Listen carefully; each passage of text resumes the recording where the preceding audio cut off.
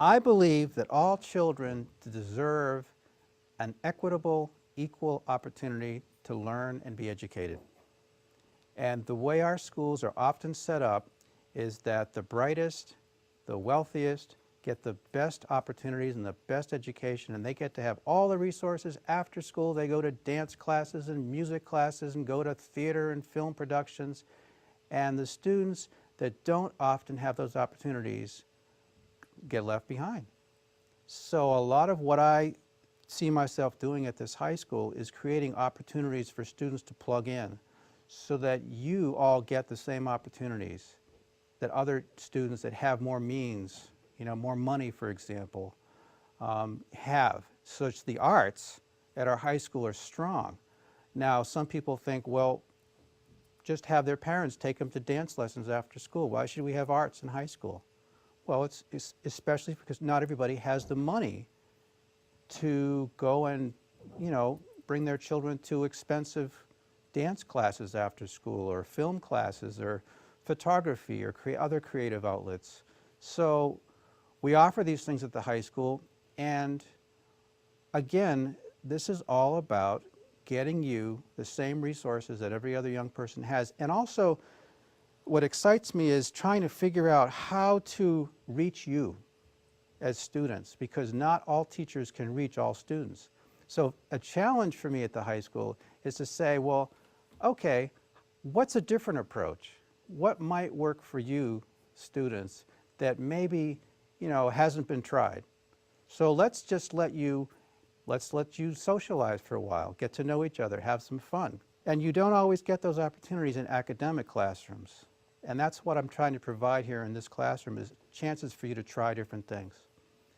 One of the things that I've noticed about FLC students is that you tend to take risks and see things in a little different way than some other students might. For example, when we photograph, you're not afraid to try a different angle of view, to maybe get down on the playing field and film, looking up at another friend of yours. You're not afraid to try music. Now, CJ came in and asked me one day, can we make music in this class? And I got to think about that for a while, and CJ has worked consistently for long periods of time on sound recording. Now, that caused me to have to think about a curriculum that would work. Now, what I had to do as a teacher was be really flexible. See, I think that's the key thing I've had to learn about being flexible. How does a teacher be flexible? And say, okay, my plan for the day was for all of you to study Ansel Adams and do a slideshow. But CJ really wants to do music. Is there a way that CJ can do music and the rest of you work on this project over here? Is it possible? Can that be done in a classroom? And the answer is yes, it can. If you think about it as a teacher, there are ways to provide access for all students to do different things at the same time, even in a classroom. So these are some of the things that I'm learning about by teaching this class. How do you make it a multimedia class where that everyone is engaged in doing something interesting? Not everybody wants to study Ansel Adams, okay? Not everybody wants to record music. Not everybody wants to do film. Maybe someone likes claymation.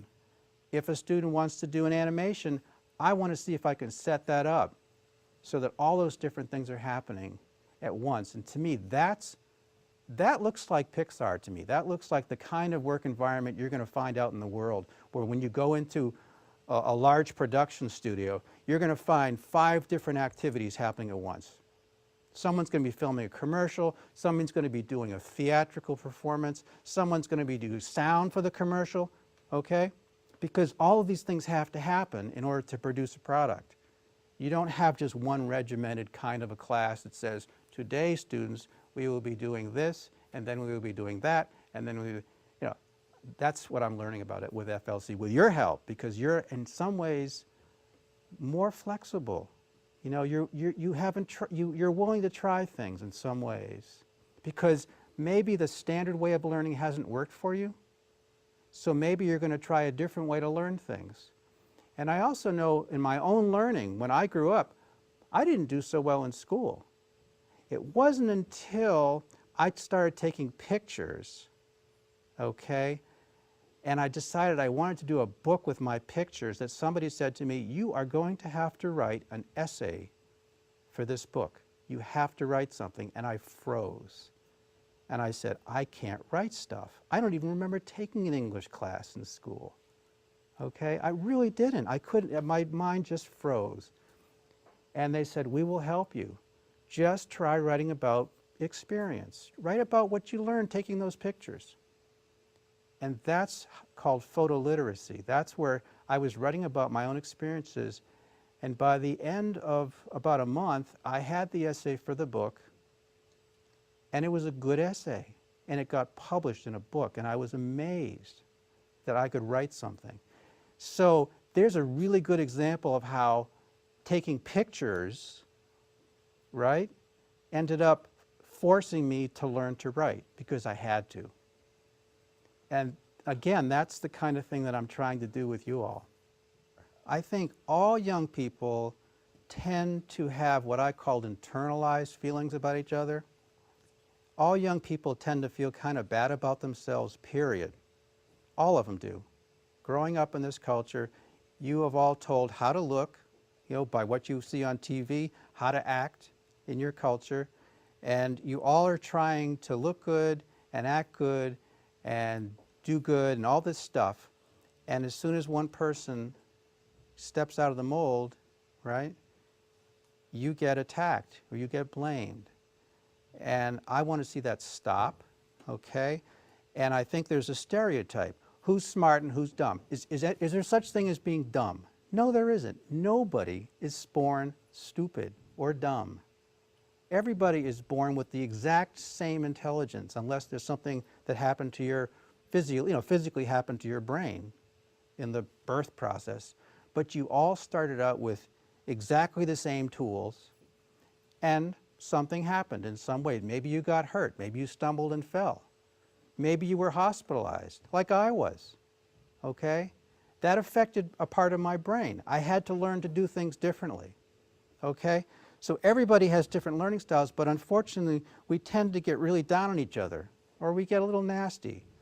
And the stigma that you guys have to fight is that you're, from FLC. What does that mean? I had one student in here who didn't want to be in FLC. He had to be, but he didn't want to be in it because he thought it was kind of a stigma, or the kids might laugh at me. Well, that's unfortunate. And I think that part of doing this movie is actually to get across to young people the good things that happen for you all in FLC, because those are the same things that will work for other students in this high school. They will get to learn from you, and teachers will get to learn from you how to teach. All of that will happen as a result of your sharing your own experiences. So yes, there are stigmas, and they're everywhere in the society. There's prejudice, there's racism, there's anti-Semitism, there's sexism, okay? All of that happens all the time in the society. And we call something for young people, we call it adultism, where adults don't treat young people like they're intelligent, okay? That's another form of some of these things that we're trying to rid the society of. So those things exist everywhere, and we have to get rid of them. We have to eliminate them so that we all can see each other as having value. Oh, that's a sermon. I think a lot. In case you hadn't noticed, I think a lot about these things a lot of the time. And I don't share them with you as your teacher, because you just come into my class and you see me taking attendance. But this is what's going on when I'm not teaching, or even when I am teaching, is how am I going to get to you? How am I going to present you with something that's useful during this class? Yeah. The idea is to be yourself, just to be exactly where you are at every moment, and be satisfied with that. That's what we're after. That's what we're after.